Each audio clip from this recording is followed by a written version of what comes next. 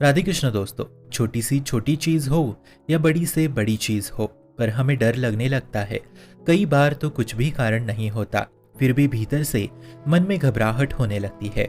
एक अलग चिंता से डर पैदा होता है। तो इन सारी स्थितियों में सिर्फ एक बार सोचकर देखें कि हम क्यों भयभीत हो जाते हैं, क्यों हम डर जाते हैं, जबकि आपको ये भलीभांति ज्ञात है कि आपके प्रभु अनंत शक्तिशाली है, सब कुछ जानने वाले हैं, नित्य आपके साथ है। फिर हम क्यों किसी प्राणी से डरे या क्यों किसी चीजों से डर जाओ, जबकि मेरे प्रभु मेरे साथ है। तो डरने की क्या बात है। शास्त्रों के अनुसार डर, घबराहट, भय एक झूठ मूठ की मन की कल्पना है जो तुम्हें सताती रहती है। यह भय केवल प्रभु के नामस्मरण से दूर होता जाता है। कभी कभी तो हम मामूली से मामूली बात पे डरने लगते हैं। न जाने कितने डर हमें दिन भर सताते हैं मित्रों। तो इन सारी स्थितियों में हमें अपने इंद्रियों संग मन को प्रभु के नाम में लगाना चाहिए और फिर ये सोचो कि मेरे प्रभु सब जानते हैं, वो सर्वशक्तिशाली है, वो मेरे साथ है, तो फिर मैं क्यों डरूं।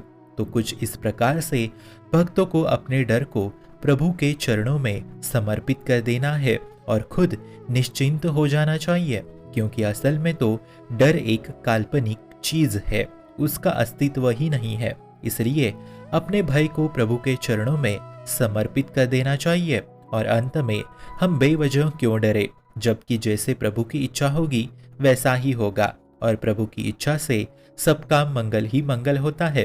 फिर बेवजह क्यों डरे, जैसी प्रभु की इच्छा होती है संसार में वैसा ही होता है। इसे कोई भी टाल नहीं सकता, ना ही किसी में इतनी ताकत है कि वो उसे बदल सके। और प्रभु की इच्छा उनके भक्तों के लिए मंगल भवन ही होती है, सबका मंगल करने वाली होती है, अमंगल कभी हो ही नहीं सकती।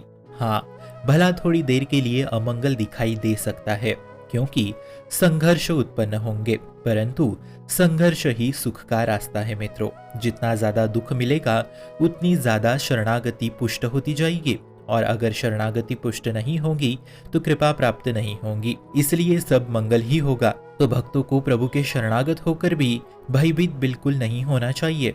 अंततः सच मानिए, भय की संपूर्ण स्थिति आप बदलने लगेगी, हमारा मन आनंद से भर उठेगा। यदि आप ये समझे कि प्रभु मेरे साथ है, इसलिए मुझे डरने की आवश्यकता नहीं है, इस बात पे दृढ़ विश्वास और दृढ़ भरोसा रखे, फिर देखिए सीना तान के जीना सीख लोगे बिना किसी भय के।